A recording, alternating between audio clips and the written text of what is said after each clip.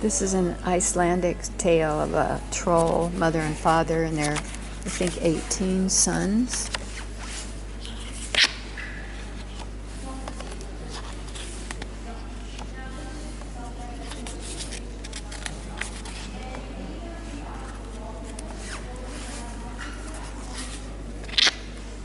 That's how they keep warm when it gets cold.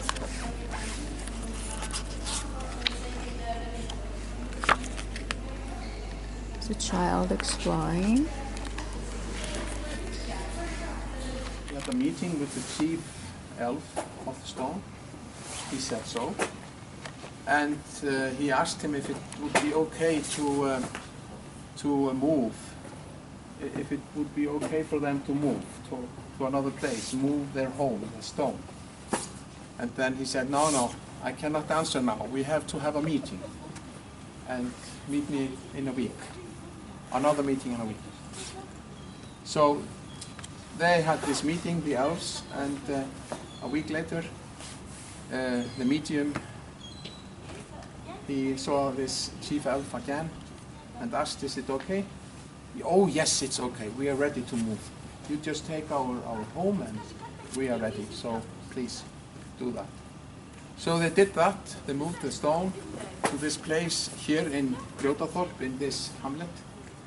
And it's a peaceful place there. And everything seems to be very fine for them there. How did they know it was an elf stone? The medium, it was some tales about that. Old tales about that stone, and we have many old tales about certain stones, certain sites, and so on. And we have some places like grass somewhere, and it's a taboo on that grass. You may never cut the grass if it's on a farm. If you cut the grass, something bad would happen. And this is a key issue in this folklore, and we have many tales about farmers who have not, which have ignored it. You know, they have not listened to what the people have said about this special place there, which is, you know. So they cut the grass, and they lost the cow. And if it is a man who did that in the northern part of the country last century, he said, "Oh, it's so wrong. Yeah, I don't believe it. It's just rubbish." Yeah.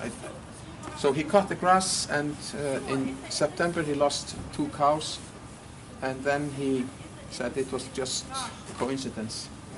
The next year he did it again, and he died in September that year.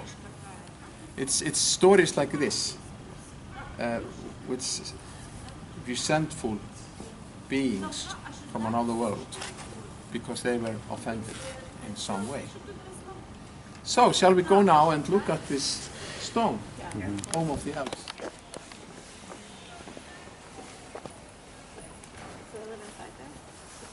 According to the medium, what do you know? Inside. How big are they? I'm not sure about how big those are, but they come in And how many living? She is constantly stirring here, you know, the pot.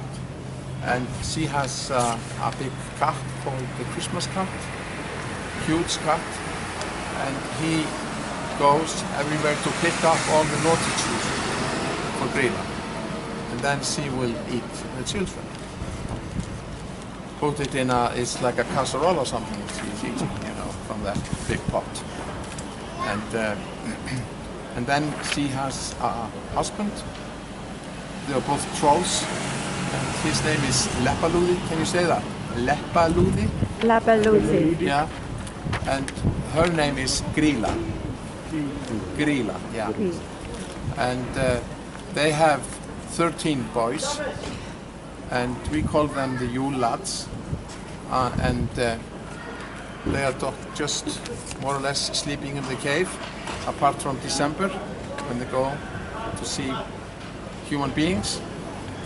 And the first one comes actually on the 12th of December. And we could read it, you know, in terms, the names. Would you like to read it? Sheep,